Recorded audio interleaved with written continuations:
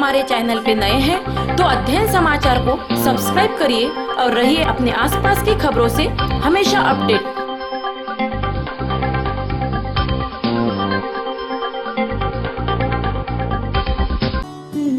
Shri Sainath hero. दिल धीरे धीरे धड़के आज होने को है आगाज, सफर पर चलने का बढ़ने का इतना है हौसला, मिटना फासला, मंजिल ने मिल ही जाना है। श्री साईनाथ हीरो।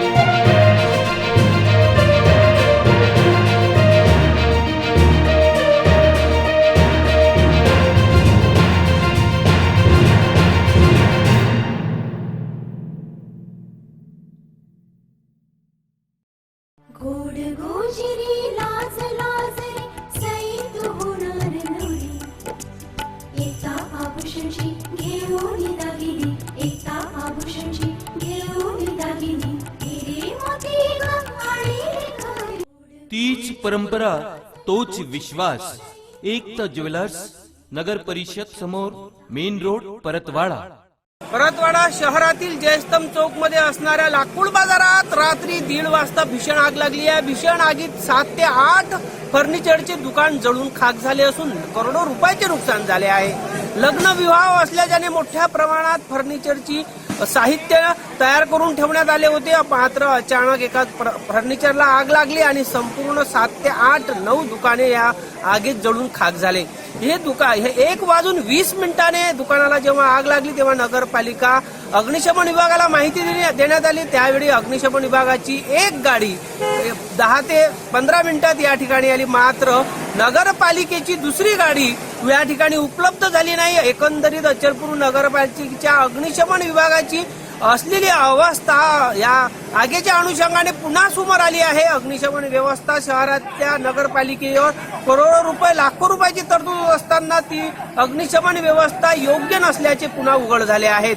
या आगीला संपुष्टात आणण्यासाठी आणि त्यावर नियंत्रण मिळवण्यासाठी लाकूड बाजारातील प्रत्येक युवकाने प्रत्येक माणसाने आपल्या आपल्या परीने मोठ्या प्रमाणात प्रयत्न केले. कोणी बकेटीने पाणी आणत तर कोणी बंब लावून ही आग विझवण्याचा प्रयत्न केला. तर आजूबाजूच्या दुकानाच्या परिसरातील काही नागरिकांनी त्यातील असलेले लाकडाचे साहित्य बाजूला केले.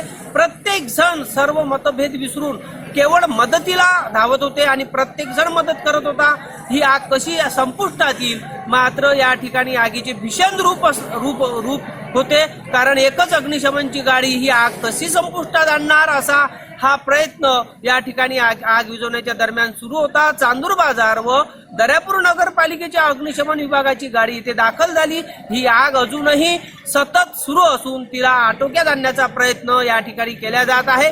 यापूर्वीही या ठिकाणी आग लागली होती. लाकूड बाजारात आवश्यक ते संसाधनाची व्यवस्था नसल्याने या आगीमुळे सामान्य नागरिकांचे आणि येथील दुकानदारांचे मोठ्या प्रमाणात नुकसान होते आणि हे नुकसान भरून न निघणारे असते. लाखो रुपयाच्या या नुकसानात फर्निचर व्यावसायिक पूर्णतः अत्यंत त्यांची दयनीय अवस्था झाली आहे, कारण त्यांच्या डोळ्यालगत मोठ्या मेहनतीने या दुकानांमध्ये केलेली मेहनत ही वाया जात असताना आपण पाहतो आहोत. अचलपूर नगरपालिकेची एक अग्निशमन गाडी नादुरुस्त होती तर दुसऱ्या एकच गाडी कशी तरी ही आग विझवण्याचा प्रयत्न करत होती. एकंदरीत नगरपालिकेने ठराव घेऊन नवीन गाडी घेण्याचा ठराव केला आहे. ठराव केला असताना केवळ काही कमिशनच्या अभावी ही गाडी नव्याने उपलब्ध होत नाही असा हा प्रकार गंभीर पुन्हा या आगीच्या अनुषंगाने पुढे आला आहे. या आगीत टिकटॉक फर्निचर, त्याचप्रमाणे व्हेरायटी फर्निचर, गुलामे गाजी फर्निचर, त्याचप्रमाणे अदनान फर्निचर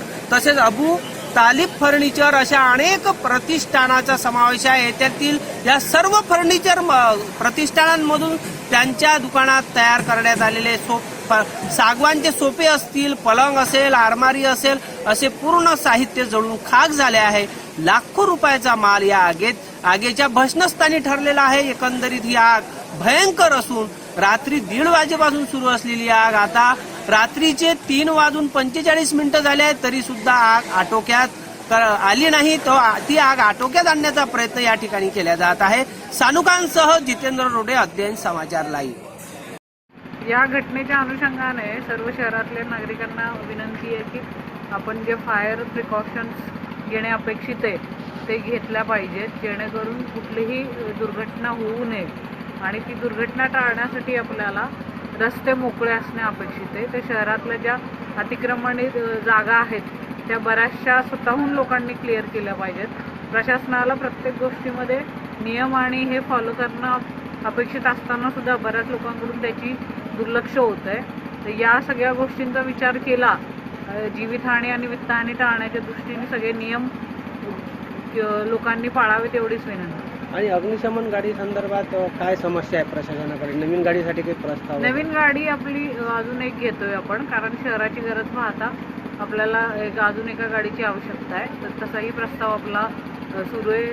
2 महिन्यात ती आपली प्रक्रिया पूर्ण होऊ शकते. त्याच्या निधीची आपल्याला कमतरता होती, ती कमतरतासुद्धा दूर झालेली आहे.